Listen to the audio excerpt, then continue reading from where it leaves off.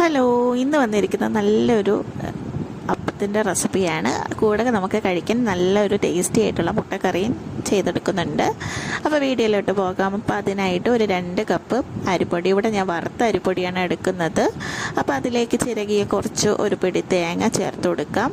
അതിന് ശേഷം നമുക്ക് ഇച്ചിരി ഉപ്പും കൂടെ ചേർത്ത് കൊടുക്കുക. അതായത് ഒരു നുള്ള ഉപ്പ് നമുക്ക് ഇട്ട് കൊടുക്കുക. അരിപ്പൊടി എത്ര എടുക്കുന്നോ അതിനനുസരിച്ചുള്ള ഉപ്പ് നമുക്ക് ഇതിലേക്ക് ചേർത്ത് കൊടുക്കാം. അതിനുശേഷം അതിലേക്ക് നമ്മൾ പഞ്ചസാര ചേർത്ത് കൊടുക്കുന്നത് നമ്മൾ കടയിൽ നിന്നൊക്കെ മേടിച്ചടിക്കുന്ന സമയത്ത് ആ അപ്പത്തിൽ നമുക്ക് ഇച്ചിരി മധുരം അനുഭവപ്പെടും. അത് ഈ പഞ്ചസാര അതിൽ കൂട്ടത്തിൽ ചേർത്ത് കൊടുക്കുന്നതുകൊണ്ടാണ്. അപ്പോൾ പഞ്ചസാര ആവശ്യത്തിന് മാത്രം ചേർത്ത് കൊടുക്കുക. എന്നിട്ട് അതിലേക്ക് ഇൻസ്റ്റൻറ്റ് ഈസ്റ്റും കൂടെ ചേർത്ത് കൊടുക്കുന്നുണ്ട്. അപ്പത്തിൻ്റെ ബാറ്റർ പെട്ടെന്ന് നമുക്ക് പൊങ്ങി വരാനും നല്ല സോഫ്റ്റായിട്ട് കിട്ടാനും വേണ്ടിയിട്ടാണ് ഞാൻ ഇതിൽ സോഡാപ്പൊടി ചേർക്കുന്നില്ല, ഇൻസ്റ്റൻറ്റ് ഈസ്റ്റാണ് ചേർത്ത് കൊടുക്കുന്നത്. അതിനുശേഷം കുറച്ച് നോർമൽ വെള്ളം ഒഴിച്ച് ഒന്ന് മിക്സ് ചെയ്തെടുക്കുക. ആദ്യം നമ്മൾ മിക്സ് ചെയ്യുമ്പോൾ പുട്ടിന് മാവ് കുഴയ്ക്കുന്ന പോലെ നമുക്ക് മിക്സായി കിട്ടും. വീണ്ടും നമ്മൾ അതനുസരിച്ച് വെള്ളം മിക്സ് ചെയ്ത് കൊടുക്കുക. അപ്പം നമുക്ക് ഈ ഒരു കൺസിസ്റ്റൻസിയിൽ കിട്ടും.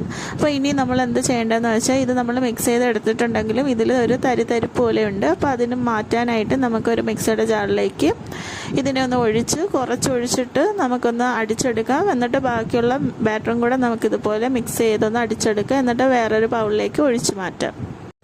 അപ്പോൾ ഒരു 2-3 മണിക്കൂർ ഇതൊന്ന് അടച്ച് നന്നായിട്ട് ടൈറ്റായിട്ട് അടച്ച് വെച്ച് ഒന്ന് റെസ്റ്റ് ചെയ്യാൻ വെക്കണം. അപ്പോഴത്തേക്ക് ഈ മാവ് നന്നായിട്ടൊന്ന് പൊങ്ങി പതഞ്ഞ് വരും. അപ്പോൾ അതിന് വേണ്ടിയിട്ടാണ് റെസ്റ്റ് ചെയ്യാൻ വെക്കുന്നത്. അപ്പോൾ നമുക്കങ്ങനെ വെക്കാം. അപ്പോൾ ഞാൻ ഒരു കല്ലും കൂടെ വെച്ച് കൊടുക്കുന്നുണ്ട് ഇച്ചിരി ഭാരത്തിന് വേണ്ടിയിട്ട്. അപ്പോൾ അതിന് ശേഷം അത് എടുത്തിട്ട് നമുക്ക് നന്നായിട്ട് തവി വെച്ചൊന്ന് കറക്കി കൊടുക്കുക. കറക്കി കൊടുത്തിട്ട് ഒരു പാൻ അടുപ്പത്ത് വെച്ച് ഒന്ന് ചൂടായി വരുമ്പം നമുക്ക് ഈ ബാറ്റർ അതിലേക്ക് ഒഴിച്ചു കൊടുക്കാം. ഇത് പരത്തേണ്ട കാര്യമില്ല, നോൺ സ്റ്റിക്ക് ആയതുകൊണ്ട് തന്നെ അത് പരന്ന് കിട്ടും. പിന്നെ ഞാൻ 2 പാത്രത്തിലാണ് അപ്പുറം വെച്ചാണ് ഒന്ന് പൊരിച്ചെടുക്കുക, പെട്ടെന്ന് പൊരിഞ്ഞ് കിട്ടാൻ വേണ്ടിയിട്ട്. അപ്പോൾ അടച്ചു വെച്ചൊന്ന് വേവിച്ചെടുക്കുക. പെട്ടെന്ന് തന്നെ ഇത് സിമ്പിളായിട്ട് തന്നെ നമുക്ക് പെട്ടെന്ന് വെന്ത് കിട്ടും. അത് നമുക്ക് വെന്ത് കഴിയുമ്പോൾ ഒരു പ്ലേറ്റിലേക്ക് മാറ്റാം. അപ്പോൾ ഇനി ഞാൻ കാണിക്കാൻ പോകുന്നത് മുട്ടക്കറി എങ്ങനെ തയ്യാറാക്കുന്നതെന്നാണ്. അതിന് ഞാൻ ഇവിടെ 2 മുട്ടയാണ് എടുത്തിരിക്കുന്നത്. അപ്പോൾ ഇഷ്ടമനുസരിച്ച് മുട്ടയുടെ എണ്ണം കൂട്ടുകയോ കുറയ്ക്കുകയോ ചെയ്യും. അപ്പോൾ 2 മുട്ടയാണ് ഞാൻ എടുത്തിരിക്കുന്നത്. പിന്നെ ഇത്രയും ഇൻഗ്രീഡിയൻസും വേണം.